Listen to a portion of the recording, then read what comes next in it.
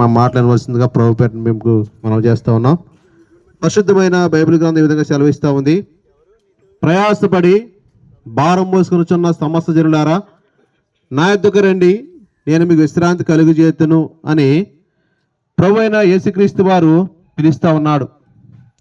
ఎందుకంటే మానవుడు ఈ లోకంలో పుట్టిన దగ్గర నుండి మరణించే వరకు మరి అనేకమైన ప్రయాసలు కలిగి ఆ ప్రయాసంలోనే జీవిస్తూ ఆ ప్రయాసంలోనే మరణిస్తూ ఉన్నాడు. అందుకే మానవుణ్ణి నా దగ్గర మీకు విశ్రాంతి కలుగజేతును అనే మాట యేసుక్రీస్తు తప్ప ఈ లోకంలో ఎవరు ఈ మాట ఇంతవరకు చెప్పలేదు. ఎందుకంటే విశ్రాంతి ఇచ్చేవాడు దేవుడు మాత్రమే. కాబట్టి మానవుని పిలుస్తూ ఉన్నాడు. పాప భారములు ఉండి మనుషుడు మరణిస్తూ ఉన్న మానవుణ్ణి దేవుడు పిలిచి నీ ప్రయాసం నుంచి విడిపిస్తాను, నీ పాపం నుంచి విడిపిస్తాను, నీకు పరలోక రాజ్యం ఇస్తాను అని దేవుడు పిలుస్తూ ఉన్నాడు. అయితే మానవుడు మరి యేసుక్రీస్తుని మరచి తన యొక్క జీవితంలో తన ఇష్టానుసారంగా జీవిస్తూ ఉన్నాడు. మానవుడు యేసుక్రీస్తుని తన యొక్క ప్రేమను ఎరుగుక తను ఈ లోకంలో మరి తన యొక్క జీవితాన్ని ముగిస్తూ ఉన్నాడు. అయితే యేసుక్రీస్తు ఈ లోకంలో మానవులందరినీ ప్రేమించిన వాడై ఆయన లోకమును ఎంతో ప్రేమించాను అనే మాట ద్వారా ఈ లోకమునకు వచ్చి నీ కొరకు నా కొరకు ఆయన మరణించాడు.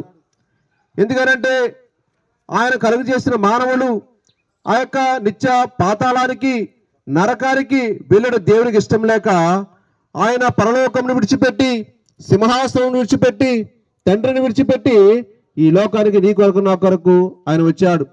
అంతేకాదు నీ నా చేతులతో చేసిన పాపానికి, నీ నా కాళ్ళతో చేసిన పాపానికి, నీ నా తలంపులతో చేసిన పాపానికి, నీ నా హృదయంతో చేసిన పాపానికి ఆయన మరి చేతులలో మేకులు కొట్టించుకున్నాడు, ఆయన యొక్క కాళ్ళలో మేకు కొట్టించుకున్నాడు, తన యొక్క తలకు ముళ్ళ కిరీటం పెట్టించుకున్నాడు. అంతేకాదు ఆయనకు హృదయంలో బల్లెపుడు పొడిపించుకున్నాడు. ఎందుకనంటే ఈ లోకంలో మానవుడు చేసిన పాపం నిమిత్తమై ఆయన తన ప్రాణం అర్పిస్తూ వచ్చినాడు. అంతేకాదు ఆయన దేహంలో ఉన్న చివరి రక్త బిందువు వరకు నీ కొరకు నా కొరకు ఆయన కారుస్తూ వచ్చినాడు. ఆయన యొక్క పరిశుద్ధమైన రక్తములు మన పాపములు కడుగుపడాలని ఆయన తన దేహంలో ఉన్న చివరి రక్త బిందువు వరకు నీ కొరకు నా కొరకు కాచిన వాడుగా ఉన్నాడు. కాబట్టి ప్రియ సహోదరుడా, ఈ పాపం నుంచి విడిపడాలంటే కనుక మరి యేసు రక్తం మాత్రమే శరణ్యం. ఎందుకనంటే మరి చేతులకు మట్టి అంటుకున్నప్పుడు మన నీటితో కడుక్కుంటే పోతుంది, మన యొక్క చేతులకు పెయింట్ అంటుకున్నప్పుడు మరి టర్పంటైర్ గారి కిరీసంతో గారి కడుక్కుంటే పోతుంది. అదేవిధంగా మరి మానవుని యొక్క పాపములు కడగాలంటే పరిశుద్ధుని యొక్క రక్తం కావాలి. మరి లోకమంతా చూసినప్పటికీ పరిశుద్ధుడు అనేవాడు ఎవరైనా ఉన్నారా అని చూస్తే కనుక ఎవరూ లేరు. యేసుక్రీస్తు మాత్రమే ఈ లోకమునికైనా పరిశుద్ధుడిగా వచ్చినాడు.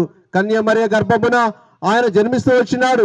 ఆయన యొక్క జీవితంలో పాపం లేదు, ఆయన యొక్క మరణంలో పాపం లేదు, ఆయన యొక్క మరి జీవితం అంతా చూసినప్పటికి కూడా ఎటువంటి పాపం మానవుడికి కనబడలేదు. కానీ ఆయన ఎందుకు సిలువేశారు అని అంటే కనుక ఈ లోకంలో ఉన్న మానవాళి పాపం నిమిత్తమై ఆయన మరణిస్తూ వచ్చినాడు. ప్రియ సహోదరుడా, నీవు ఉంటున్నా ఎవరైనప్పటికీ, నువ్వు ఎంత పాపం అయినప్పటికీ ఆయనను క్షమించడానికి ఆయన సిద్ధమైన మనసు గలవాడుగా ఉన్నాడు. అయితే నీ పాపం పోగొట్టుకోవాలంటే కనుక మరి నీ యొక్క ధనమును ఇవ్వనవసరం లేదు, నీ ఆస్తిపాస్తులు ఇవ్వనవసరం లేదు. కానీ నువ్వు చిన్ని ప్రార్థన చేస్తే చాలు. నీ గదిలోనికి వెళ్ళి మోకాళ్ళుని యేసుక్రీస్తు ప్రభువా నా పాపం క్షమించండి, నా కొరకు ఈ లోకానికి వచ్చినావట, నా కొరకు మరి ఎన్నో శ్రమలు పడినావట, నా కొరకు నీ ప్రాణం అర్పించినావట, నా కొరకు నీ రక్తాన్ని చిందించినావట, కాబట్టి నీ రక్తంలో నా యొక్క పాపలు కడగండి ప్రభువా అని చిన్న ప్రార్థన చేస్తే దేవుడు నీ యొక్క ప్రార్థన ఆలకిస్తాడు. అంతేకాదు నీ పాపము నుంచి, నీ శాపము నుంచి విడిపిస్తాడు. ఆయనకు నిత్య పరలోక రాజ్యం ఇవ్వడానికి ఆయన ఇష్టపడతా ఉన్నాడు. కాబట్టి ప్రభు అయిన యేసుక్రీస్తుని విశ్వాసం ఉంచండి. అప్పుడు మీరును మీ ఇంటి వారును ఆయన గొప్ప రక్షణ పొందుకొని సదాకాలం ప్రభుతో పాటు సంతోషించగలరు.